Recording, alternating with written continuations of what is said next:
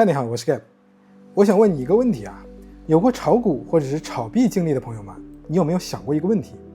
为什么无论你想买卖一只股票，或者是买卖一个加密货币，交易所里头啊，几乎总有一个对手方在等着你？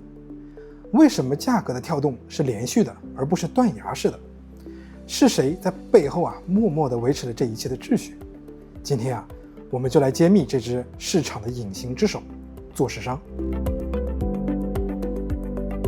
我们来想象一下啊，假如说你想卖掉一本不再看的旧书啊，比如说《三体》，而在城市的另一边呢，正好有一个人啊想买这本书，你们两个想在茫茫的人海当中啊遇到彼此，几乎是不可能完成的任务。但现在呢，出现了一家二手书店，老板对你说：“哎，朋友，你这本书啊，我10块钱收了。”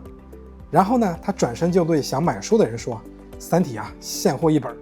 卖12块。”你看呢，这个书店老板他既是买家，他也是卖家。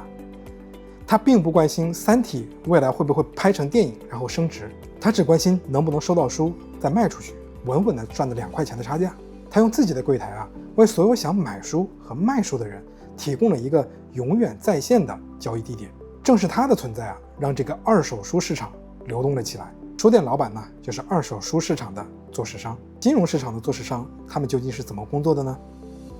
大家看啊，这就是一个典型的交易市场盘口。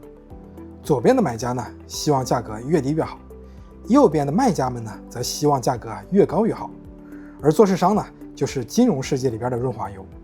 它的核心工作啊，就是在买卖双方之间同时挂出自己的买入价和卖出价。你看，做市商报出的买入价会是当前市场里头最高的，而他报出的卖出价呢，会是当前市场里头最低的。这两者之间的微小差距啊，我们称之为价差。做市商的存在啊，就像一块磁铁，把买家和卖家的意愿紧紧地吸附在一起，让整个盘口啊变得密集而深厚。这听起来好像很简单，但你千万不要小看这个行为啊。我们可以通过一个思想实验来理解啊，为何现代市场一步也离不开做市商。首先呢，如果没有做市商，你的交易成本会急剧的飙升。想象一下，你想买入一个币，当时的市场价呢是100块，但是因为市场上没有做市商提供流动性，盘口上离你最近的一个卖家，他的挂单价格是105块。这意味着什么呢？这意味着你必须接受这个高达5%的价差，你的买入成本瞬间就从100变成了105。这个价差呢，就是你为市场流动性不足而支付的隐性费用。市商呢，就是一个辛勤的工蜂，通过他们持续不断的双边报价，将这个价差压缩到了极致，只有0.1%甚至更低，直接为我们每一个普通的交易者节省了真金白银。如果没有做市商，你将面临着价格滑点的噩梦。这个词啊，听起来很专业，但我举个例子你就明白了。你想买100个苹果，市场呢第一个摊位卖1块钱一个，你买了。第二个摊位呢，看你买的多，就涨价到了1块1。第三个摊位呢，甚至卖到了1块5。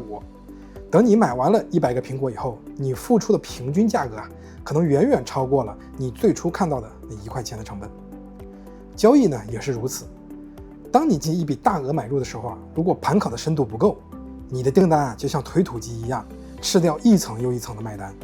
每一层的价格呢都会比上一层更贵。最终呢，你的平均成交价格啊会远远的高于你的预期，这就是滑点。而做市商能够提供的海量挂单呢，就像市场里砌起了一道厚厚的墙，这道墙呢就是市场里的深度，它能够平稳吸收掉大额订单的冲击，保护我们不被滑点所吞噬。最后啊，也是最重要的一点，如果没有做市商，市场将变得极度的脆弱，更容易爆发系统性的风险。在传统的金融市场里头啊，我们有熔断机制这样的安全阀来防止市场失控。但在24小时运转、波动更为剧烈的加密世界啊，做市商扮演着一个非官方，但是却至关重要的减震器的角色。我们可以想象一下，当市场出现恐慌，一批高杠杆的头寸被强制平仓，系统会以市价单的形式不计成本的抛售资产，这就像平静的湖面上扔下了一块巨石。如果没有做市商这道堤坝在这里用大量的买单去吸收这些抛压，那么价格就会瞬间的崩塌，而价格的崩溃又会触发更多人的止损单和爆仓单，形成一轮又一轮的死亡螺旋。每一个被强制平仓的人都成了砸死下一个人的帮凶。最终啊，这个市场可能在几分钟之内就陷入了彻底的瘫痪和混乱，出现价格瞬间的插针或者是穿仓，无论是多头还是空头啊，都无处可逃。所以啊，做市商的存在就像是为高速公路铺了沥青，用他们自己的资金和策略啊，填平了市场的坑洼，吸收了意外的电波，确保了我们每一个参与者啊，都能够在一个相对平稳、有序和高效的环境里边行驶。所以我们现在明白了，做市商他们不仅是市场的调音师，更是流动性的保护者，是防止市场失控的安全阀。他们通过降低交易成本、减少价格滑点以及稳定市场这3大核心职能啊，构建了现代金融市场上能够顺畅运转、不可或缺的基石。那当我们知道了做市商的基本原理和运行逻辑以后啊，有一个问题就出现了。我们知道在很多交易市场里头啊，都有做市商的存在，那代表着传统金融的华尔街做市商和代表着新兴市场的加密货币市场的做市商，那是一回事吗？那让我们来看看啊，这2种做市商都有哪些区别。第一呢，是战场规则的完全不同，从朝九晚5到永不停歇的战争。华尔街的精英们习惯了一个有开盘和收盘的世界，市场过热或者过冷啊，有熔断机制来强行的暂停。这就像一个有裁判、有中场休息的拳击赛。但在加密世界里头啊，这里没有中场哨，市场是7天24小时1年365天永远不停歇的战斗。这意味着做市商的系统啊，必须得像一座永不熄火的引擎，时刻监控着全球上百个交易所、成千上万个交易对的价格。任何1秒钟的系统宕机啊，都有可能在极端行情下造成毁灭性的损伤。更可怕的是呢，这个战场啊，没有安全阀。在之前的视频中啊，我曾经介绍过312事件那血淋淋的教训。当极端恐慌来临的时候，价格的崩溃会引发连锁的爆仓，形成吞噬一切的死亡螺旋。在这个残酷的战场上，风险控制是唯一的生存法则。第二呢，是人物画像的天差地别，从金融家到赌王。华尔街的做市商啊，通常是像高盛、摩根大通这样的百年机构，他们西装革履，背后是庞大的合规、风控和法律团队，他们是规则的守护者和受益者。而币圈的早期巨头们则更像是从混沌中杀出的新贵，甚至是赌王。比如曾经搅动风云的3箭资本的创始人，他们以傲慢、激进和100亿美金的巨额杠杆闻名于世。他们的投资哲学呢，一度被奉为圭臬。但当市场逆转，所谓的超级周期的神话被证明只是一个巨大的泡沫。还有 FTX 那位曾经被视为白衣骑士，最后却沦为世纪巨骗的 SBF。这些人物的故事呢，充满了戏剧性，也折射出加密做市商的野蛮生长的环境。这是一个英雄不问出处，但一夜之间有可能灰飞烟灭的修罗场。第三呢，是核心资产的截然不同，从蓝筹股到蓄势驱动的空气币。传统做市商交易的是像苹果、茅台这样的股票，是国家发行的债券。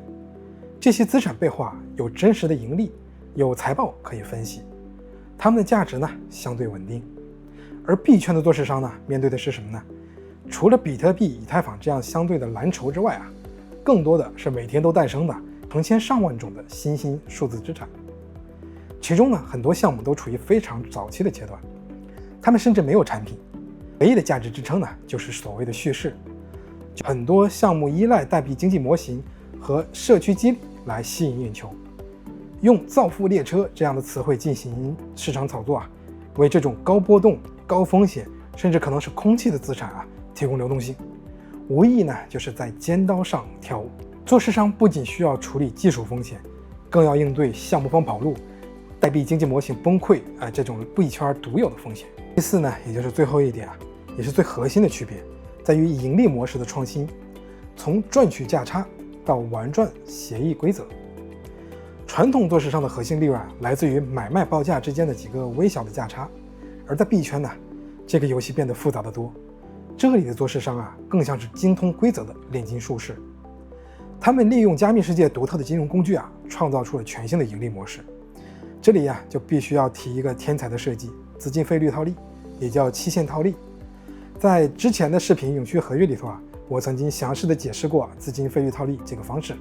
感兴趣的朋友呢，可以回去看一下这期视频，在这里就不加赘述。如果说资金费率套利是币圈的新贵对华尔街精英的技术超越，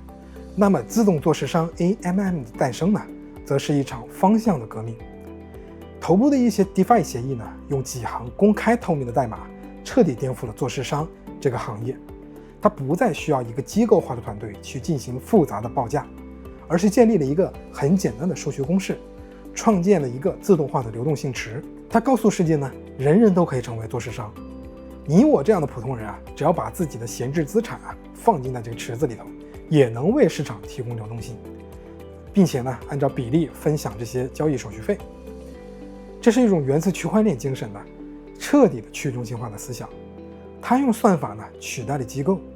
用协议呢取代了信赖。所以你看啊，从市场环境、游戏玩家到核心资产和盈利模式，币圈的做市商和他们的华尔街前辈们走在两条截然不同的进化路径上。华尔街的精英呢，追求的是现有规则下的极致效率和风险控制，而币圈的新贵们呢，则是在一片混沌中，一边躲着致命的黑天鹅，一边不断地发现和创造着新的游戏规则。从华尔街的百年投行到加密世界的炼金术士，再到 DeFi 的几行代码，我们看到呢，做事这件事情正在变得越来越轻，越来越的自动化，也离我们普通人越来越近。这个呢，就是区块链和 Web3 技术最激动人心的愿景之一。它不仅在创造新的资产，更是在重塑我们和金融市场的关系。当然了，我们也要保持清醒和敬畏。无论是参与 DeFi， 还是面对任何复杂的金融工具，深入学习、理解风险，永远是保护我们的第一道防线。好了，那今天关于做市商的故事就讲到这里。那如果你对于这个话题有任何的想法呢，欢迎在评论区里边留言讨论。我们下期见。